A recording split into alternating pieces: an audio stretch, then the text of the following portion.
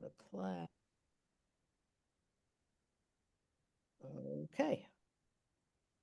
Natan, I'm going to turn it over to you. I had a quick question. How long am I supposed to Talk. talk? I think it's supposed to be an hour and 15. And 15 minutes for discussion. Yeah, that's pretty much. Okay. An hour and 15. Yeah. Okay, thanks. Hey, So I'm Phyllis. going to get started because it is 7 o'clock. So I was going to begin looking back. Can you hear me? Yes, and I'm going to spotlight you so that you're Okay. Yeah, okay. I can see myself, and Yeah. I'm going to need my glasses anyway, so it doesn't matter. I can read my notes. So I'm going to start about a year ago, sometime in the middle of the year 2024, when for a very short moment it appeared that in 1925, all three North American republics were going to have a woman either as president or as prime minister. As it happens, it turns out that only one of those countries has a woman as its chief executive and head of state, and that is Mexico. And a lot of the reaction in the press, to some extent, which drove the title, was there was a substantial amount of surprise that Mexico, a country that has a perfectly well-earned image of for machismo, for feminicide, or for barriers to women of various sorts, of not being the most enlightened place in North America, would be the last country in this continent to have a woman president. And there was also a lot of surprises around the idea that someone who did not look very Mexican would be the first woman who was elected president of Mexico, somebody who had a very un-Mexican name, someone who was Jewish. And so that's what we're going to be talking mostly about in this session. I'm going to start with trying to deal with the woman question. I mean, how did Mexico elect a woman president at this juncture? Then I'm going to look at the question of electing a Jewish president, but even inside that, somebody who is clearly not a stereotype, someone who would look like a Mexican, stereotypical Mexican, somebody who looks like an outsider in a country that is deeply Catholic, both in traditionally and its folk and its folkways and the way the country is perceived in the outside and even perceives itself. And then I'm going to, after I say, what the elements of those questions were, is sort of look at the campaign and how those questions played out during the campaign. And that would require, to some extent, to look at Claudia Sheinbaum, who's a pretty unusual politician and in some ways a pretty unusual Mexican Jew or a Jewish person who lives in Mexico. And to some extent, looking at that, looking how she relates to the Jewish community, how the Jewish community relates to her. We're going to have to look a little bit about how does she relates to the community, and I'll talk a little bit about the nature of the community and some elements that make her typically Jewish in Mexico, some elements that make her and her upbringing and her background be quite different from what most Mexican Jews who are part of the organized Jewish community for sure experience.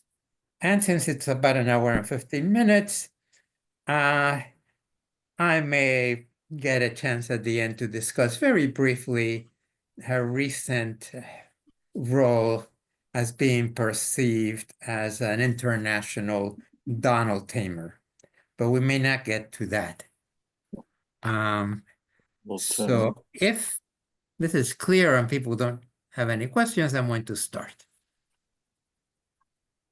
No questions, right? Go for it. Okay.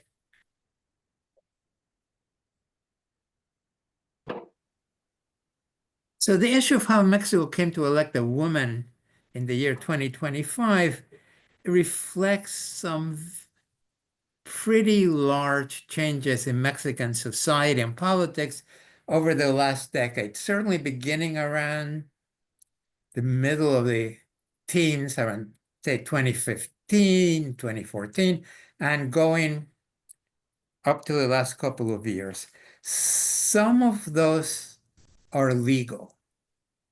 In terms of victories by feminist movement in Mexico and in Mexican courts, not only at the federal level, not only the Mexican Supreme Court, but at various courts at the Mexican state level, because Mexico, like the United States, is a federal country, and there are different laws and judiciaries in each state of the Mexican Federation.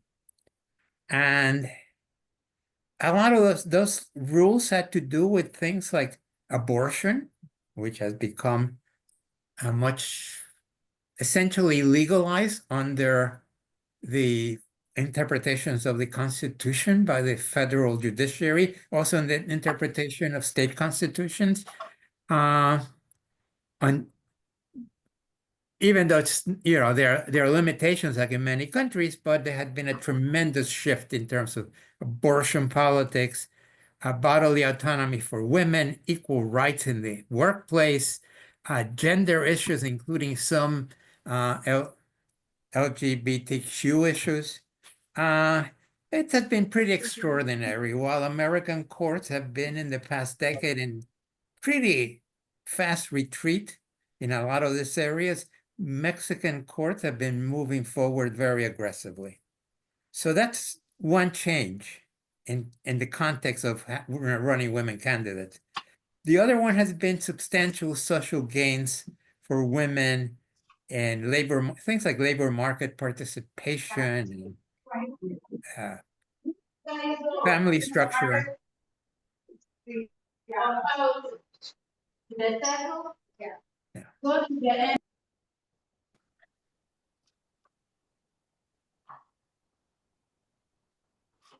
Okay. I had Natan, I think I took it. Okay.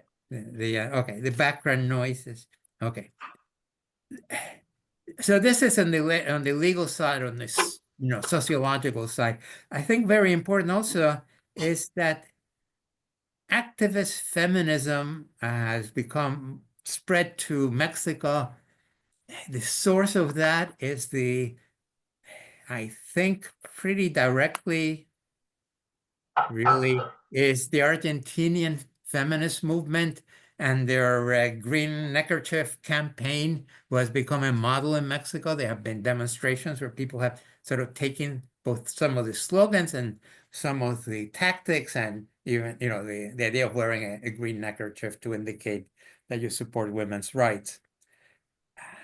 But really, from the political point of view, the really important thing was that political parties in Mexico, the whole array of political parties across the whole spectrum of major parties or major political alliances, which is pretty much 90% of the electorate, had agreed to a very comprehensive set of reforms that made parity for women in various elected offices, sort of representation in in the state congresses in Mexico, in the federal Congress, in all kinds of political institutions, there were requirements to have parity for women, which is pretty aggressive. Other countries have, laws to promote women in politics, but Mexico adopted a pretty egalitarian approach to this. And even more astonishing, the political system actually went ahead and did it, right? It's very easy to pass, major reforms that look good on paper, but if you don't enforce it and you don't work at it, it's not going to necessarily happen or happen that fast. And it was done in Mexico. I have no explanation. So What does parity mean? it means that there's a legal requirement that X percentage of the members of the people that you propose as candidates for Congress have to be women. The exact level of parity, where it's full equality or 40%, varies among countries, but it's a requirement that's embedded in law.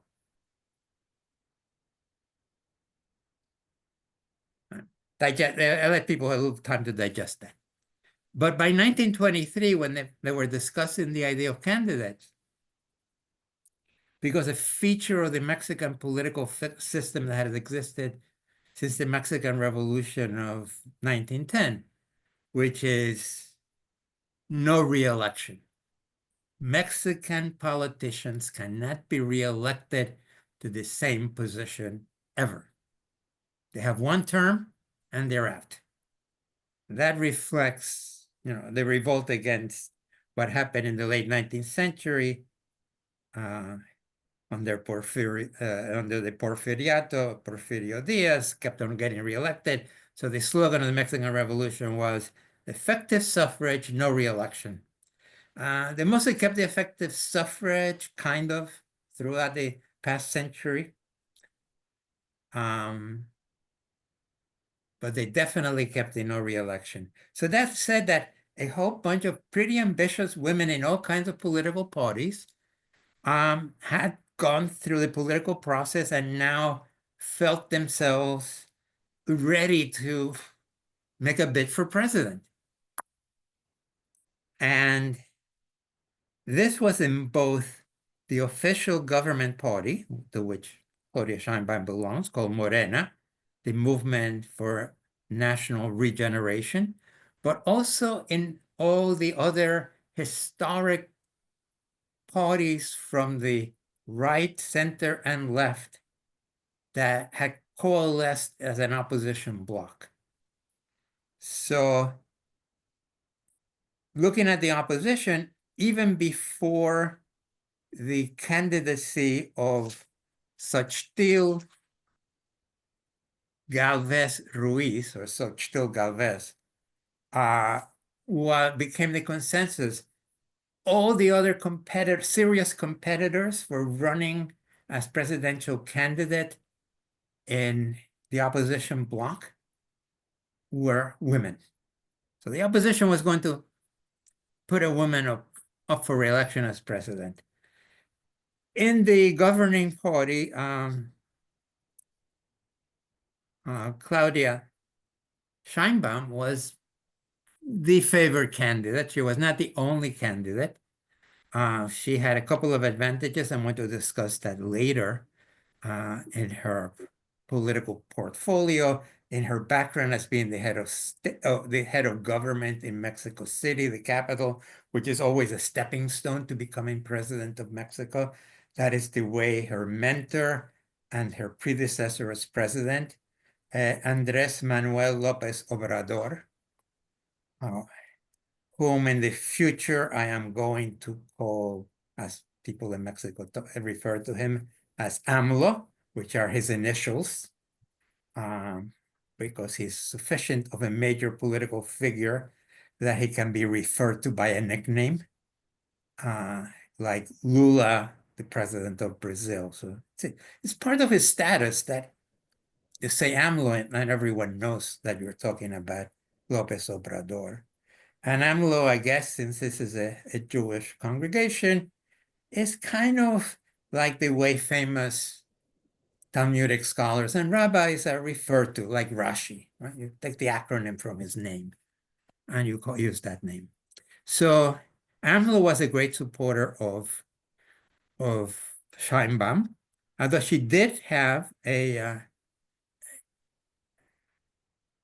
opponent who was fairly serious in the pre-nomination process, which is not quite a primary process, but it's a process where the parties are supposed to consult their party members in various ways and hold a vote to decide who their official candidate is going to be, either for their coalition or for their party.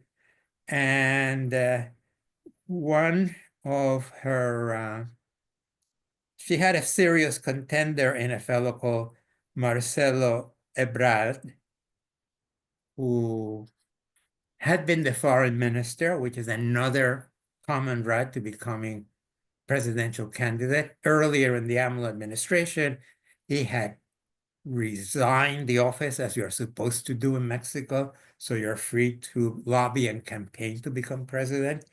Sheinbaum herself, when she officially was seeking the nominations, seeking from the party coalition, she had to resign as head of government in Mexico City. You're not supposed to hold office even when pre-campaigning for president. Anyway, he was a very serious candidate, but by late 2023, Claudia Sheinbaum was clearly going to be the candidate of the government, and this other woman, Xochitl Galvez, was going to be the candidate for the opposition. They were the only two candidates who were seriously had a chance of being elected. I mean, those were the two main parties. The third and only other serious candidate was a more centrist candidate who ran as under the Citizens Movement banner. That's an independent centrist party who has sometimes sided with Morena, sometimes with the opposition. But as it was, he only got about 11% of the vote. But the logic of his campaign that he was the only man in the election, and he could leverage that, if not to win the election, at least to increase the share of his party in a very serious way of the electorate, basing on he was not a woman, and he was a centrist, and he had various attractive policies.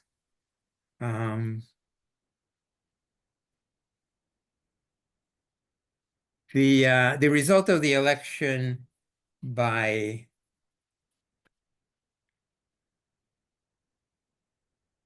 the time, and by the way, his name was Jorge Maynes. Not that is very important. By the time the election happened, Claudia Sheinbaum had received 36 million votes, which is over 60% of the vote, and the most any candidate had ever received for president of Mexico, including about 6 million more votes than AMLO got 6 years earlier. So Xochitl Galvez had won about 16.5 million, about 28%, 29%, and Jorge Maynes about 6.25 million, about 11%. I do think that he did increase the vote share for this party, but it was still very far behind. And Sheinbaum had won every state in Mexico except one, and also the capital city. So this happened to with somebody being at head of the election, running as president, who doesn't fit the stereotype for being a Mexican. If you have ever seen her pictures, she is very tall and kind of thin. And even though he had dark hair, she's clearly European looking.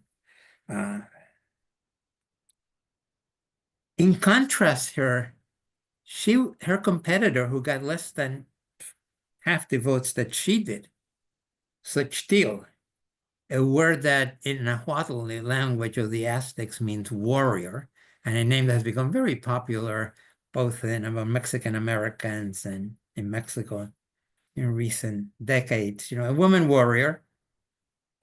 She had the perfect biography on paper to be elected president. She was someone who could really represent Mexican women. Her father was an Otomi indigenous person from a central state in Mexico. Otomis is a fairly major ethnic group. He's officially an Otomi, which means that the local indigenous government, village government, recognizes him as such. Her mother is a mixture of Otomi and something else, possibly white. She's classified as mestiza. She grew up in a village. She is a really coming up by your bootstraps sort of person. She has a degree in computer engineering from the top university of Mexico, UNAM, the National University in Mexico City.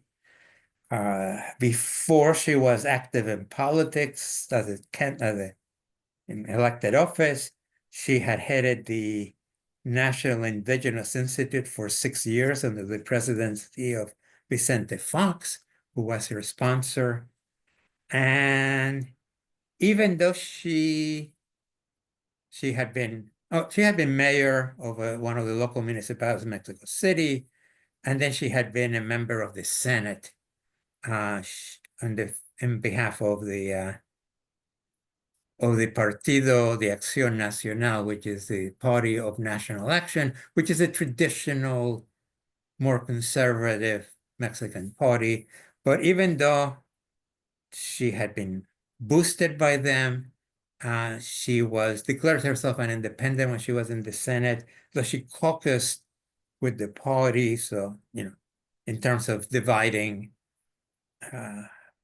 slot in committees, you need to be part of a caucus. So she was a little bit like Bernie Sanders and the Democrats. She was aligned with the PAN, but not in it. She took fairly liberal positions in many women's issues. If there was a kind of a Hollywood candidate or, a political consultant candidate that should have become president, it was her. And clearly, Claudia Sheinbaum had some apparent difficulties because she was Jewish. I mean, that's an acknowledged fact all around. And Mexico, after all, as many of the articles when she was elected in the summer, when she was inaugurated in October, kept on pointing out that after all, Mexico is a very Catholic country, which is true. There may be about 125 million Mexicans. I can't remember what the latest estimates are. Probably 100 of them report themselves as being Catholic in the census. And about 14 million or so report themselves to be various mostly evangelical Protestant groups. So Christians account for about over 90% of the population. Other people are free thinkers of various sorts, of people who were brought up Catholic and now despise the church or not interested in the church anymore. But despite of this image of sort of a popular religiosity, which is in fact is true and it exists there, Mexico has an alternative tradition in its civic life and in its political life that is very fiercely advocating separation of church and state, even like, being secular. The idea that the Mexican state is secular, that you are a citizen of a secular state, and that the religion is a personal thing for you.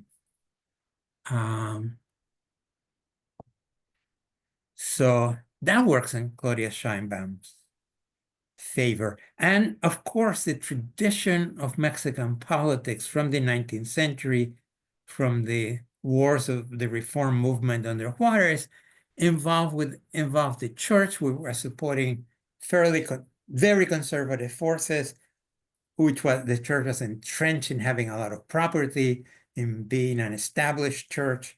So first in the mid-19th century, and then with the Mexican Revolution, there was a real push to separate the church out from politics, especially during the 1920s and 30s. There was a very strong anti-clerical feelings. If you remember reading Graham Greene's novel, The Power and the Glory, about this priest on the run in southern Mexican state of Tabasco, who's performing masses in secret. There was a civil wars in the mountains among indigenous groups that were pro the revolution and the changes in property relations and the ejidos and the cooperatives and the labor unions and secularization of education, and people who were more traditional and who embraced the church. And, there was a civil war among villagers, and there was, definitely very strong anti-Catholic feelings among Mexican revolutionary groups, especially in the southern part of Mexico. So a lot of that stuff is sort of history. Mexico, at one point, even as late as the early 60s, it was not done that priests would wear their cassocks outside of church. They would have to wear regular clothing, or nuns were wearing habits outside of work, as it were. This has been relaxed. Mexican politicians now are often caught, are happily enough attending things like masses and meeting with bishops and archbishops. But it is still a very strong prejudice in the civic culture, in politics, to bring up religion. It's not even fairly surprising that in comparison to even places like Brazil, where political parties who are allied or affiliated with religious groups flourish, in Guatemala, another very religious place, but where there are political parties that are clearly closely aligned with various evangelical Protestant denominations. In Mexico, there are a lot of evangelicals. There are churches in neighborhood areas, not very visible from the outside, but there is much less or almost none of the addressing of political issues in religious terms as you would find here in the United States. On both sides. I mean, something like Power, where liberal thinking clergymen band together to advocate for social reform on religious terms.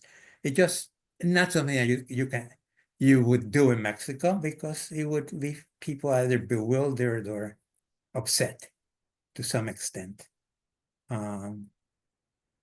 So that helps somebody like Sheinbaum, whose defense on the question of being Jewish was to proclaim herself an atheist. Most of the time, not always.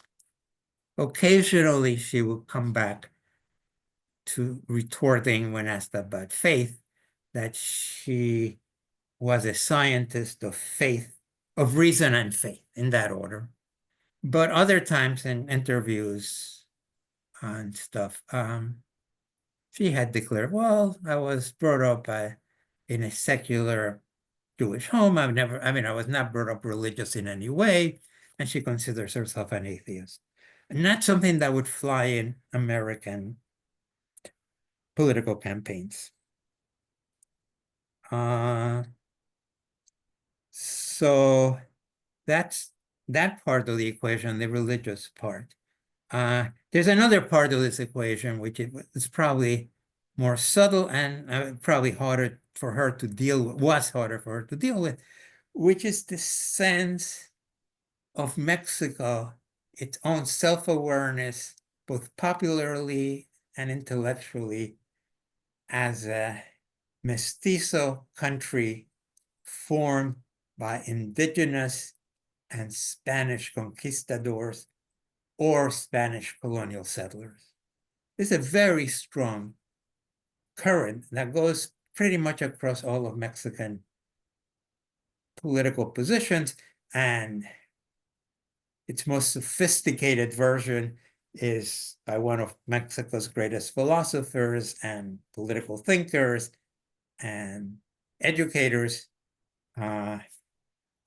who had this theory about the cosmic race. And I'm sorry, I just blanked out on his name. So if anyone has a question while I look him up, you can raise your hand and no. Or you can just unmute yourself and ask your question. Yes, I guess people could if they were interested.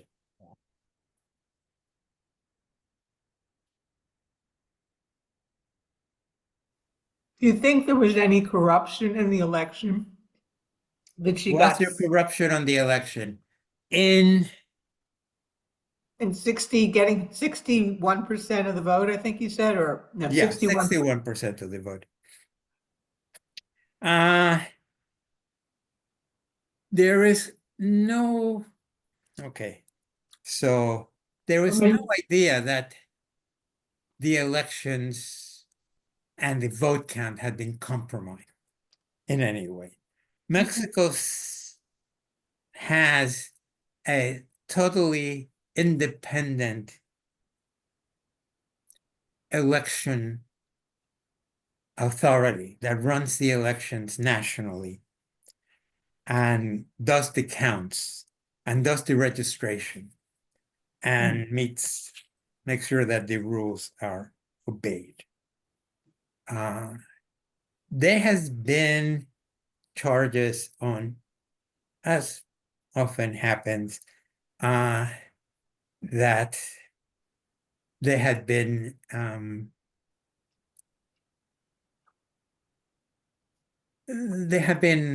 none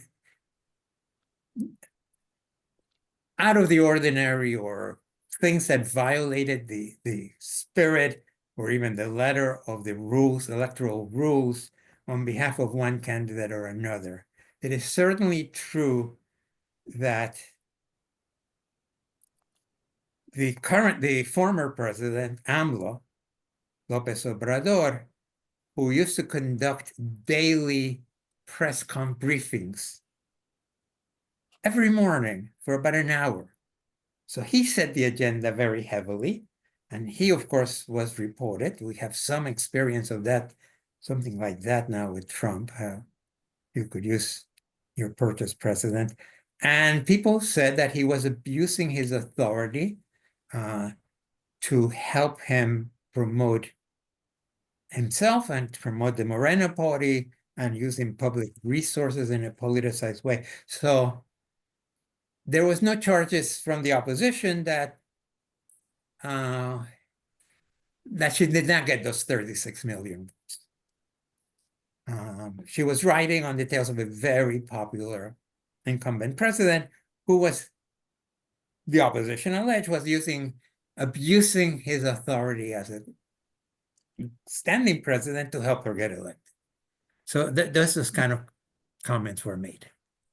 And of course, at a local municipal level especially, but also in some state assemblies, in places of political violence. A fair number of candidates were killed.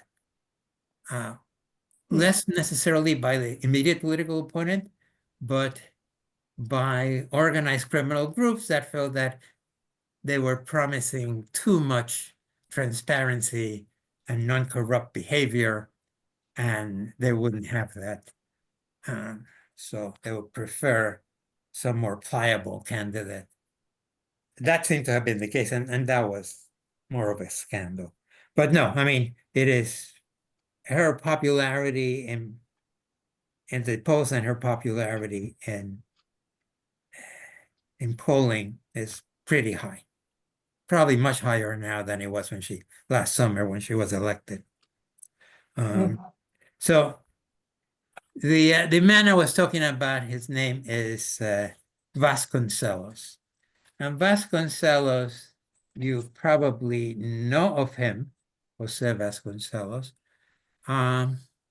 because he was the person in the 1920s who was in charge of Mexican educational reforms, and he changed the curriculum.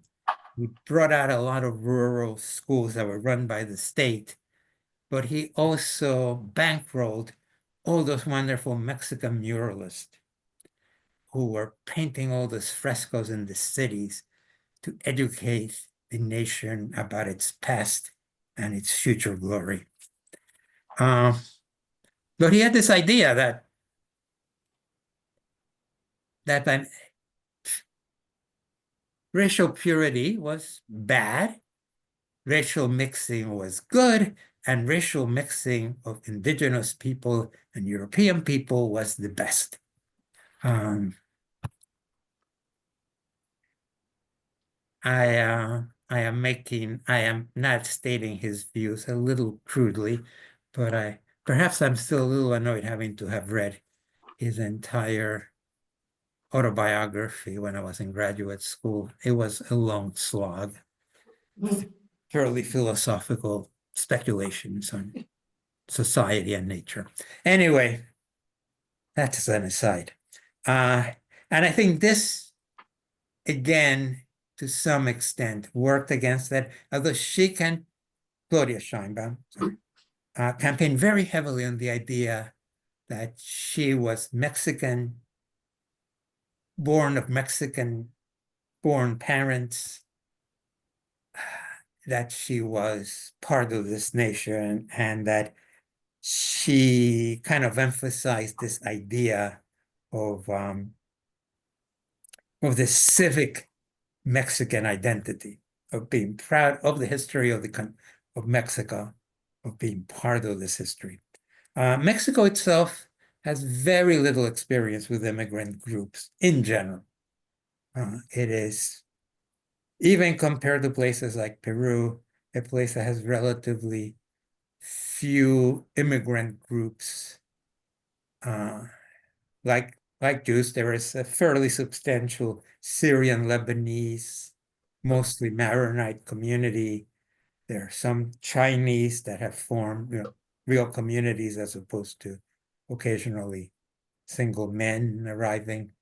Some smaller groups from other parts of Asia. But in general, Mexico perceives itself this way.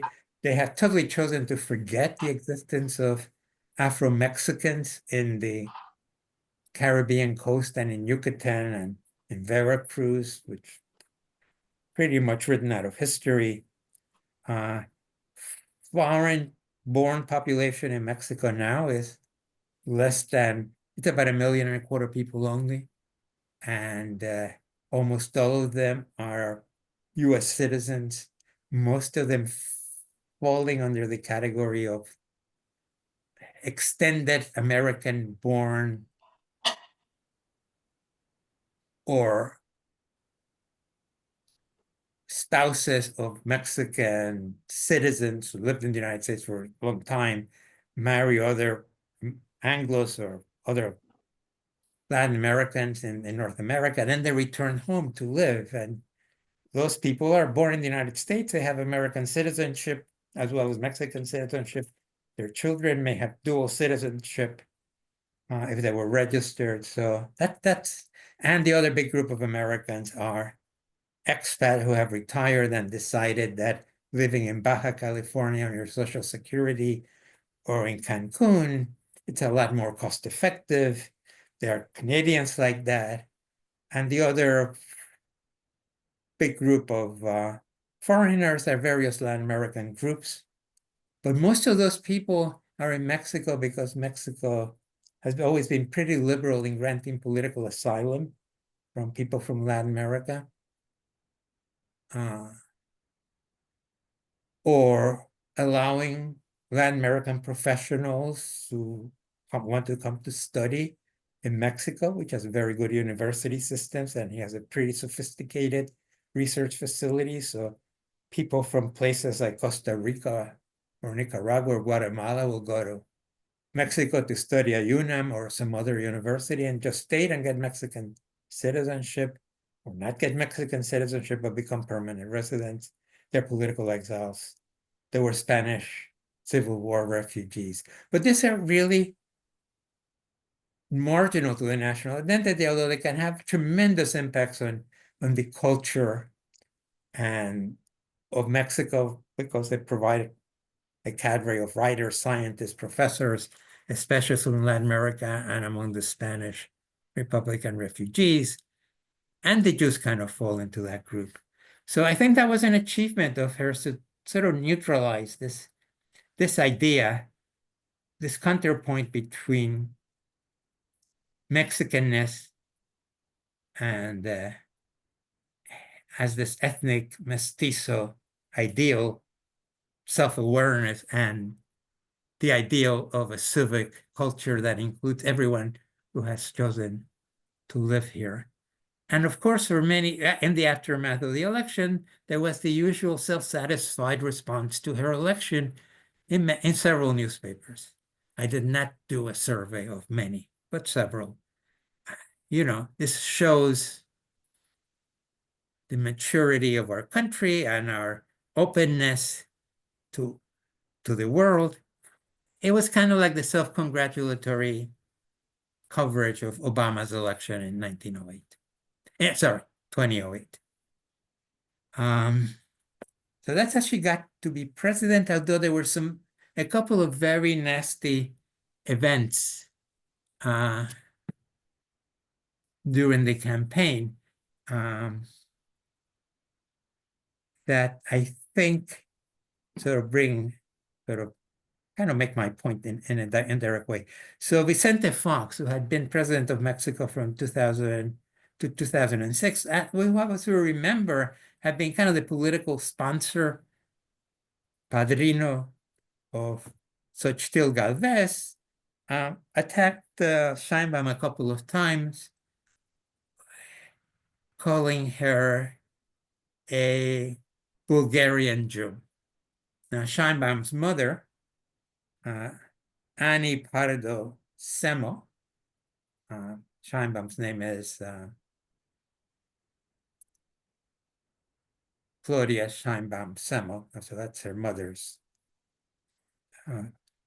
last name, comes from a Bulgarian, a Sephardic Bulgarian Jewish family from Sofia. And I think he got a fair amount of pushback. She answered the question in the way I said, that she was proud citizen of this country, and that that we are a secular country, and that, you know, my parents were born here, I was born here, we're here. She was not rude enough to point out that Fox himself, although one thing 2 generations before, his father's side of the family had come from the United States, but she didn't have to actually say that. Other people did manage to do that for her. The other thing had to do with an incident when she was campaigning in the South, I believe it was in a indigenous village in Chiapas, or in, I think it was in Chiapas, in a very southern state. So she came to a rally. She had been gifted a formal native outfit that she wore, and the skirt of the outfit had a picture of the Virgin of Guadalupe on it. The Virgin of people know about the Virgin of Guadalupe being the national Virgin of Mexico. The story involves a miraculous painting on the serape of an indigenous peasant, and it is still there, and the image, her image, and the image on the cloth is still venerated.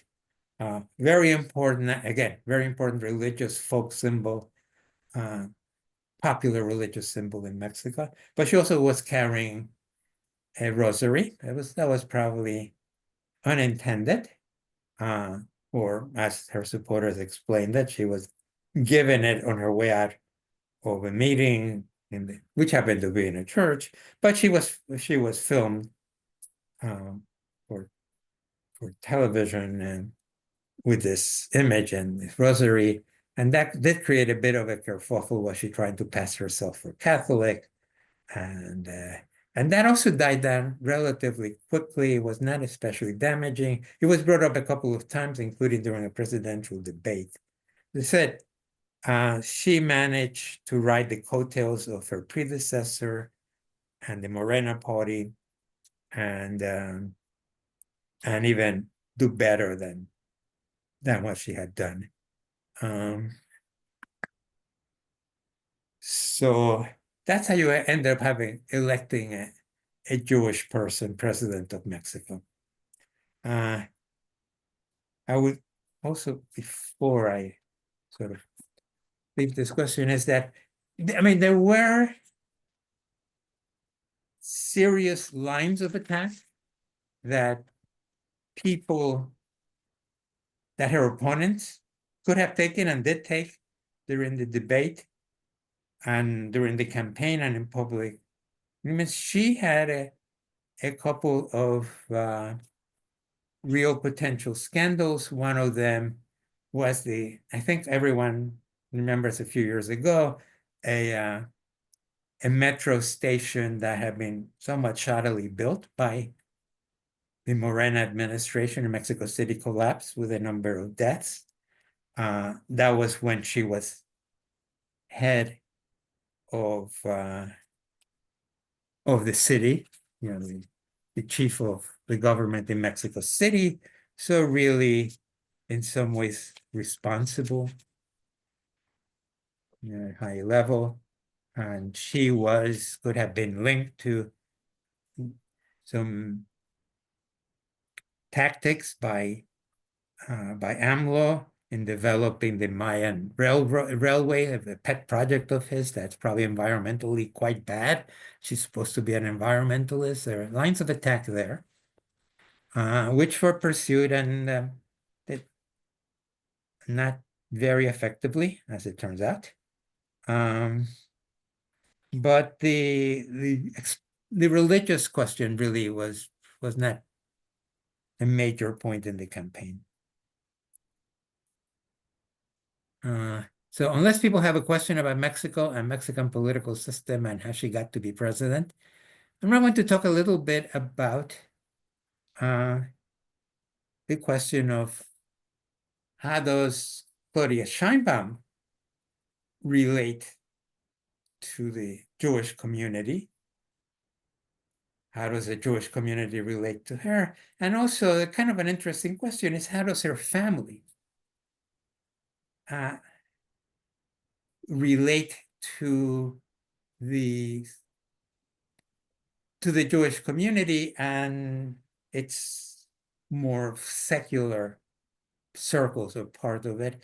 Because in some ways, her parents' trajectory in Mexican society, her trajectory in Mexican society are kind of representative of many other Jewish experiences in Mexico. one thing that makes her kind of unique is that she is exceptional because she directly entered electoral politics, which very few other Jews have done, and very few other sort of members of this kind of outside groups, like Arabs or children of Spanish refugees or Asian minorities, or even people who have long settled in Mexico who are American or British or Italian or other foreign groups, or German refugees that came in the 30s and 40s and their children who remain in Mexico. Almost none of these people who have become very distinguished in literature, publishing, film industry, universities, scientific institutions, business. They're flourishing in all those areas, but mostly have stayed out of politics. And Claudia Sheinbaum is sort of exceptional that way. So before I'm talking about Claudia Sheinbaum and the Jewish question, does anyone have any questions about this part? I see Ed has his hand up. Thank you, Natan. Thank you very much. I'm so ignorant about Mexico that so much of your contextual background is really very interesting, especially the way minorities blend into the traditional culture, the way mestizo culture has combined so brilliantly with the colonial origins. I'm just wondering, in current events, it's striking to me how people trying to cross the border into the United States, when if they don't make it across or they return to Mexico, the state of Mexico, country of Mexico, transports them far to the south of the country. And I wonder if you could comment on what motivates the federal government to do that in Mexico. Okay.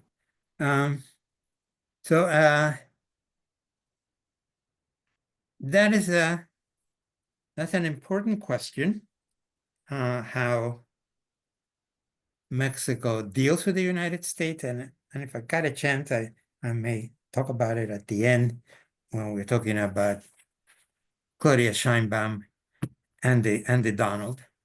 But the important thing to understand about Mexico is something that Porfirio Diaz, that long ruling dictator, elected many times president in the late 19th century. And he is credited with having said, "Pobrecito México, tan lejos, tan cerca de los Estados Unidos y tan lejos de Dios. Poor Mexico, so close to the United States and so far from God."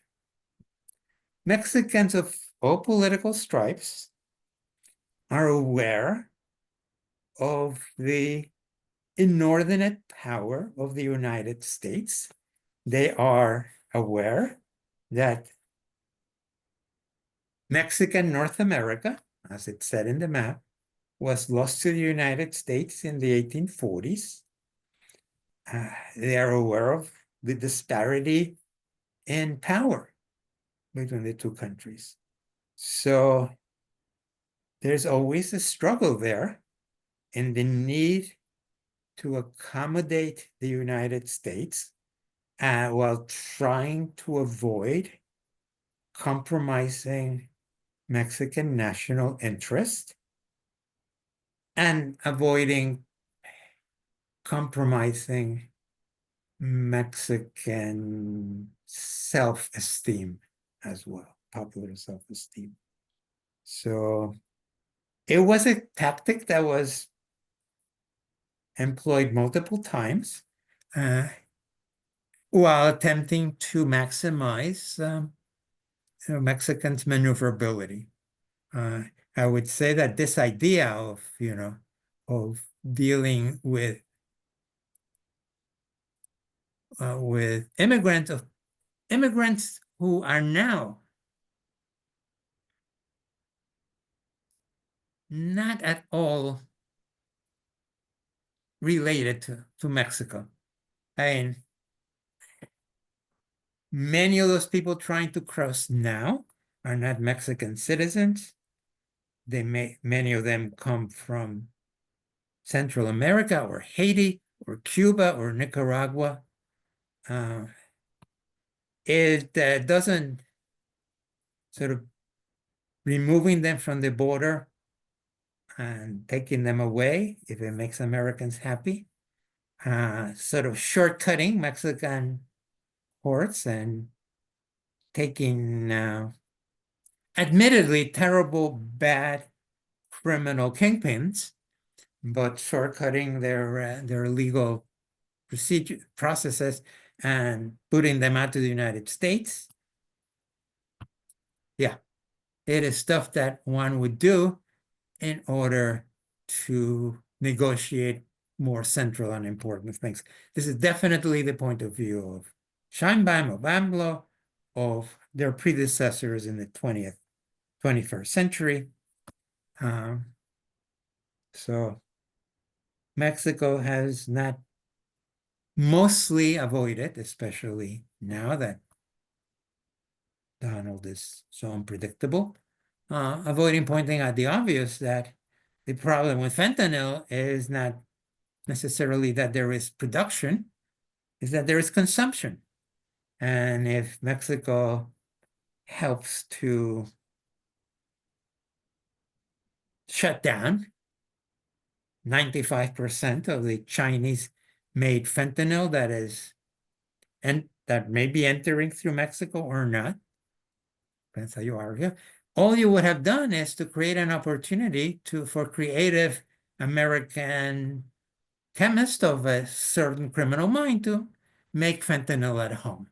So basically, this effort at shutting down international imports, it just protects the internal production of fentanyl. No one has been that rude. So it's obvious why Mexico would try to, in issues that are less central and critical to its self-interest, keep on the United States good side. Natan, I'm sorry. Yeah.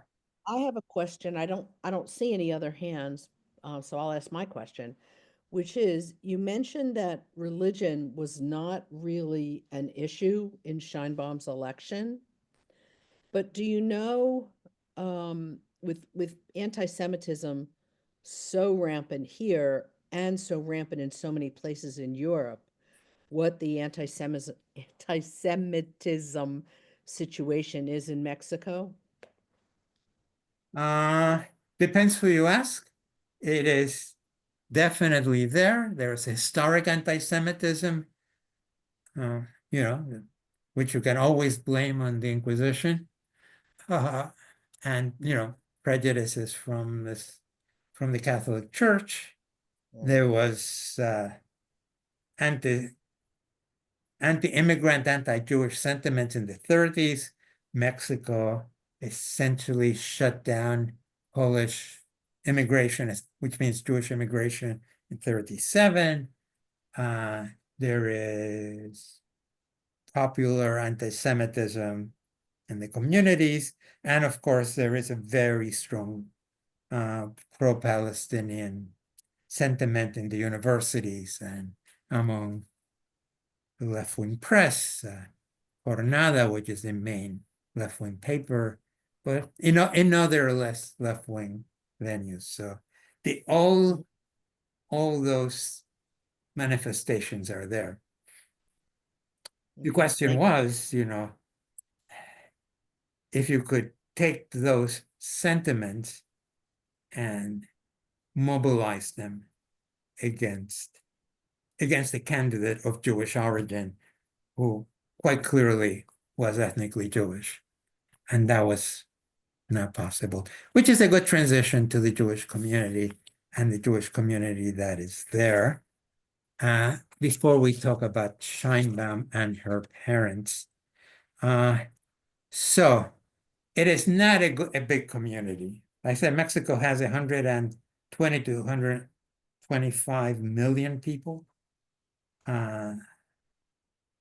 Depending on the source that you're using and how you want to define being Jewish, there may be as many as 90,000 to 100,000 people who are Jews, people of Jewish origin, who live in Mexico. That kind of count would include, expats from Canada, Europe, and the United States who live in resort communities. It might include people who are Jewish, but are not actively part of the Jewish community, either deliberately or because they live in areas with very few Jews. I would note that Chabad, of course, has a Chabad outpost in the very indigenous state of Chiapas in the capital, named after Las Casas, after a famous Spanish bishop who was an advocate for Indians. But I believe that the Chabadniks are mostly there to help Israeli mochileros, people who are backpacking and bumming around for a year after finishing military service. So that's traditionally, there may be some resident tourist and stuff. And I know that there are a number of Chabads in Mexico, because a friend of mine has one in Riviera Maya, and I can't think of the town. That's right now. Well, yeah, it would be, I don't know, Cancun or one of the other towns. There's a different one in Cancun, and they're only Okay. an hour apart. Yeah. So, they're all over Mexico. Yeah. So they're there. So that's an area where there are a lot of expats, Jews who might spend the winter there, a couple of months in a condo. There are Israelis. There are a couple of people, Mexican Jews, who have started businesses, Israelis who have started. So it's that kind of community. There's also an active Chabad presence in Mexico City itself because they have also become involved in education and the various synagogues and creating kosher restaurants and things like that in Mexico City. But I was pointing out this is the most unlikely place for Jews, although I'm sure there are Las Casas in Chiapas. Most unlikely place for Jews, but there must be some. And if there are Jews, there'll be Chabad. Anyway, so 100,000 people at the most, 90,000. The community itself lists about between 50 and 60,000 people, 75% of them in Mexico City, maybe even more as a proportion.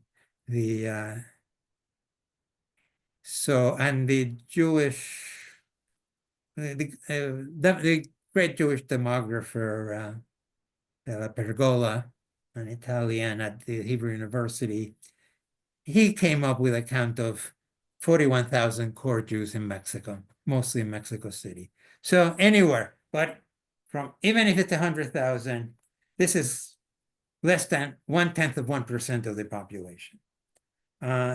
Jews are kind of concentrated in Mexico City, where, again, the community uses figures around 50,000. There are a couple of other recognized communities with shul and a bracket de Shah and a cemetery and educational facilities that are part of this community that's centralized in Mexico City, mostly in other big cities in the center of the country where there are industries and there are Jews who live there and as professionals or executives or bureaucrats of various sorts in the private sector.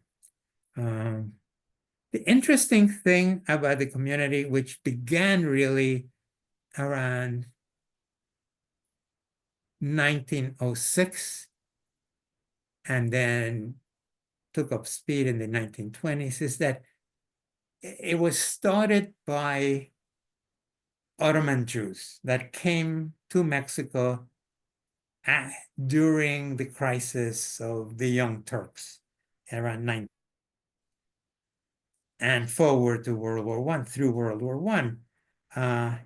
So religious minorities in Arab lands of the Ottoman Empire in the Balkans were not faring well, and there was their traditional roles were being undermined. They were not really becoming part of the society, citizens.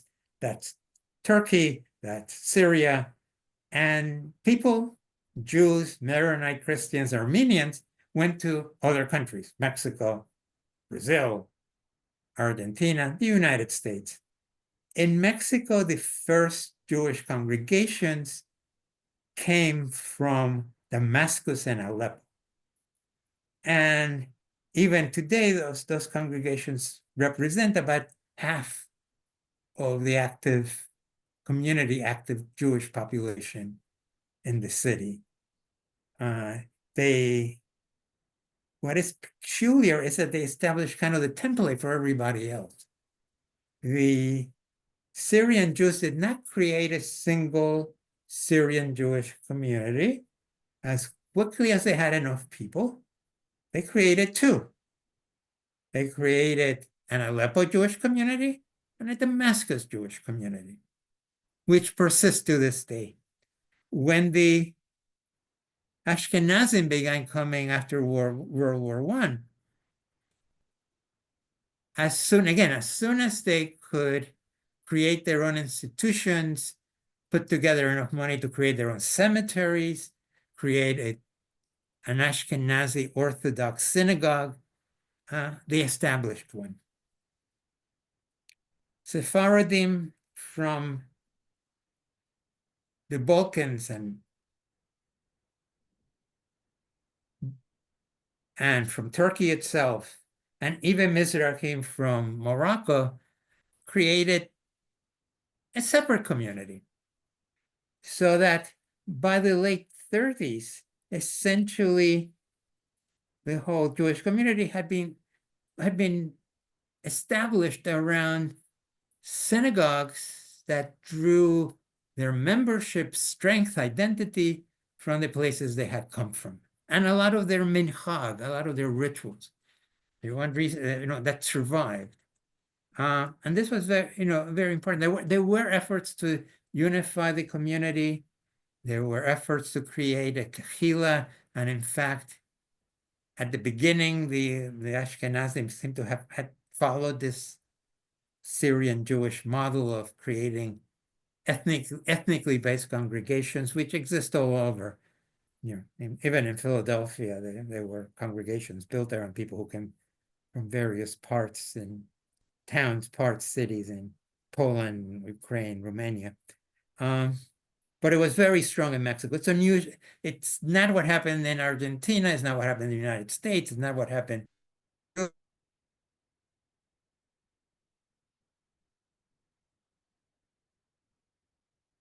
Oh, Natan, we lost your sound.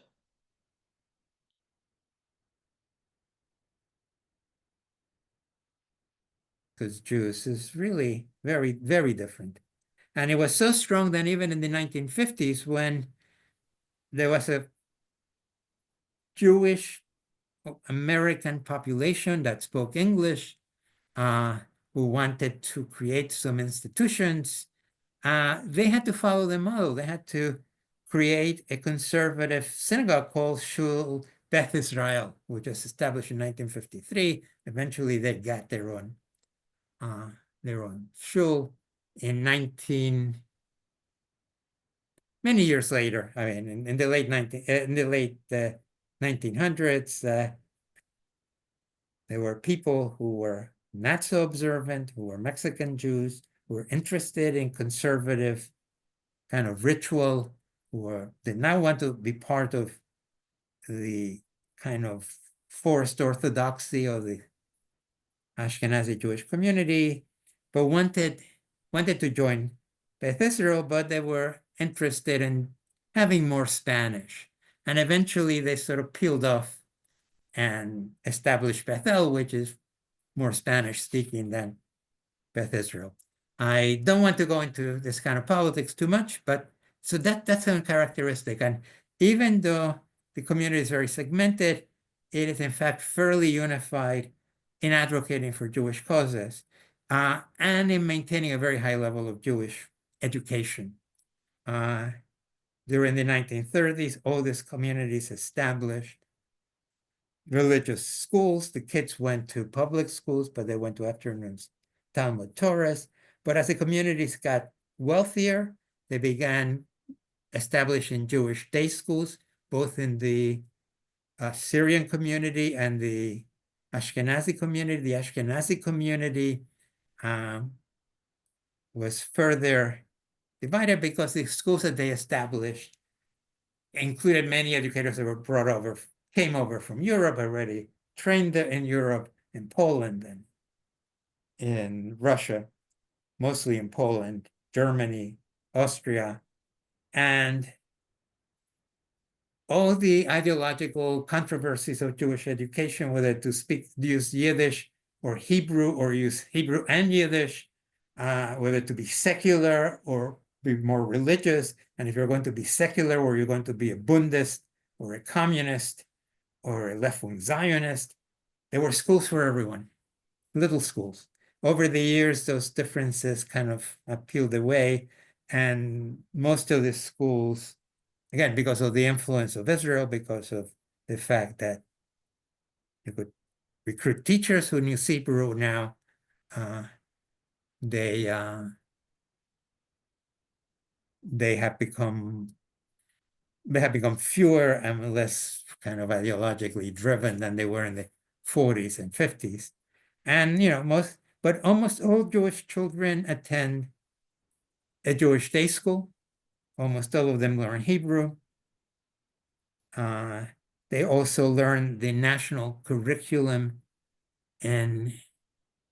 which is so they can pass their exam and go to university. So the schools teach what a Mexican public school would teach. Exactly, follow the national curriculum, they take the exams, but they also teach Jewish subjects during the course of the academic day, and it's kind of integrated, mostly Hebrew now, and depending again on the founding and trajectory of the school will or will not be more or less of a Talmud Torah. They're Chabadniks now and emphasizing more religious observance than people in Mexico were used to. And the other institution is that there is the extremely famous Centro Deportivo Israelita, or the CDI, the Israelite Sports Center, which is kind of like a Jewish community center in steroids. It has all these athletic facilities, but also ballrooms, educational sectors, educational facilities, places that you can use computers now, halls where you can have lectures, all that stuff. And it has about 18,000 members, and it has a membership that cuts across all these subcategories of Jews. And in a comment to the point that was we were talking a little earlier about anti-Semitism, you would note that the name of this organization and of a number of Jewish organizations in Mexico and in other parts in Latin America is Israelita, not Jewish, not Judío. Judío is fairly used in Argentina, but often in places like Mexico, they use the term Israelita, and that sort of reflects this historic anti-Semitism that we're talking about. So I'm going to go about 5 minutes longer than I promised. I am going to talk about Claudia's parents. Did I confuse people about Jews? Yeah, I And don't do people have a question? understand that point about Israelita. Yeah. That means Israel, right? No, that's important. That in Spanish, Israel are Israelis. Israelita are Israelites, like in the ancient times. Uh-huh. So there is a distinction, and it's in the dictionary. The reference is back to Israelites from the Bible. Oh, And so it's, Israelis means a citizen of the modern state of Israel. But it is so close that people sort of do not make that distinction often, especially people who are opposed to Israel. So that's another source of tension. So mm, Claudia Sheinbaum. So when she was, and her parents, when she was, I would say that at this point in time, if she had, there was a demographic that she lost pretty decisively in Mexico, it would be Jews. Probably a majority of Mexican Jews, if they did not vote for this right-wing coalition, they voted for the third candidate from the Movimiento Ciudadano, which is a citizens movement, which is kind of a good government movement, and he has quite a number of Jewish professionals who are part of its membership base. The reaction when she was first elected, the head of government in Mexico City, was a bit different. And 1918, when those elections were held, all the Jewish press in Mexico, all the Jewish press internationally were really very supportive. They were gloating about this. They had glowing coverage of her positions and her speeches and stuff, very favorable. And this time around, partially because now she was running for president, she was going to be running the country, partially because Jews had become very sour on AMLO and his populist politics in general. They were a little less favorable, substantially less favorable, much less favorable. They have been mostly very favorable. Then they were very proud that somebody Jewish had achieved such high ranking. And at that time, I think shortly before she was elected, when she was still campaigning, she went to the Centro Deportivo Israelita to talk to a group of Jewish women, Jewish women organization in the city. Notice this is a secular Jewish organization. She did not go to a shul to do this. And she explained her upbringing, and she said that her parents had been leftist, and she had a very secular education, and they used to celebrate all the Jewish holidays with her grandparents, which were the immigrant generation on both sides. On her mother's side, they had come from Sofia. On her father's side, their grandparents had come from Lithuania. But they did it more as a form of, peoplehood or tradition, not religion. So this makes kind of perfect sense. Carlos Sheinbaum, Yosevitz, who was born in 1933 in Guadalajara, was her father. He died in 2013. He had been going to the university, not in Mexico City. He went to one of the universities in one of the provinces. He doesn't have a degree from UNAM, a big, the prestigious university, but he became a chemical engineer and he went into business. And I did find a very nice obituary for him in a regional, newspaper. with some very nice comments from the people in the industry. He was in the leather tanning industry. He developed various products that were used in Mexico. He manufactured them. He refined the oils that were used in tanning. He was a member of the executive committee, I think at one time president of the Tanners Association. He had also been, like his father before him, his father had been a jeweler and then moved to Mexico City, had been an active member of the Communist Party, which was, depending on the years, either legal or illegal in Mexico. And he had been, even though he was already married in 1960 and had a daughter, and he was going to have 3 children. So he was a young family man, starting his career and stuff. He was a very active member of what in Mexico is called the generation of 1968, which were student radicals in Mexico City, but also throughout all the universities of the country.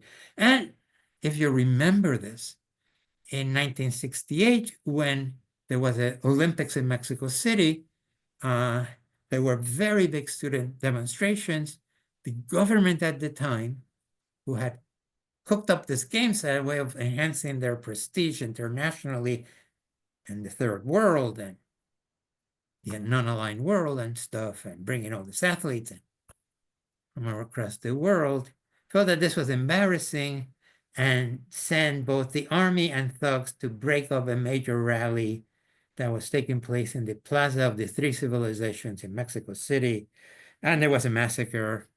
And even though what we remember the 68 Olympics was the Black Power salute by some of the American runners in the Olympics, Mexicans remember it for the massacre and what happened there. And he was involved in this movement. He was part of it. And as Claudia Sheinbaum says, she learned her politics from her parents. So her parents were also academics, which made them typically of Ashkenazi and increasingly Sephardic Jews in Mexico in the late 20th century. His father, as I said, went to the university, became a professional engineer.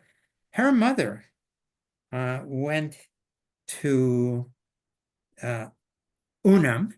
She is a cellular biologist and a biochemist. She was married in 1960, he had her still in the 60s, but she got her PhD degree and was teaching in one of the institutes at the university. Later in life, she became a researcher, 3rd level, which is the highest. The Mexican state has a system of rewarding scientists, so they would stay at home.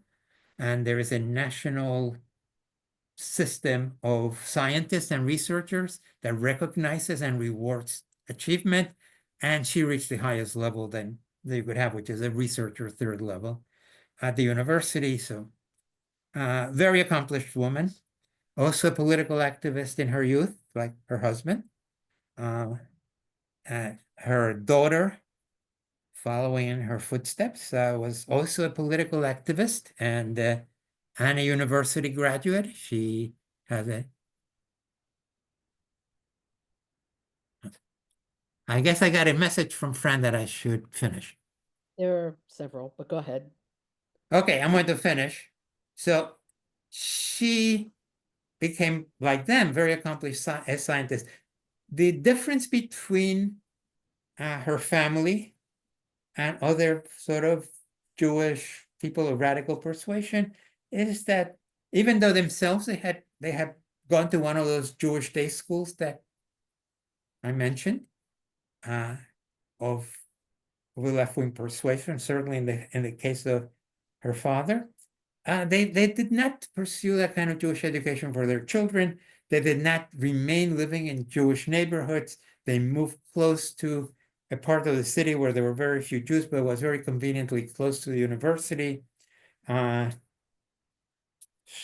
herself married somebody who was a fellow student activist who was not Jewish, and had children with him. They divorced. Then she married second time again, a comrade from the early student struggles who also rose very prominently in the Mexican civil service and foreign service, and then became divorced. And then they got together a couple of years ago, and now they're married.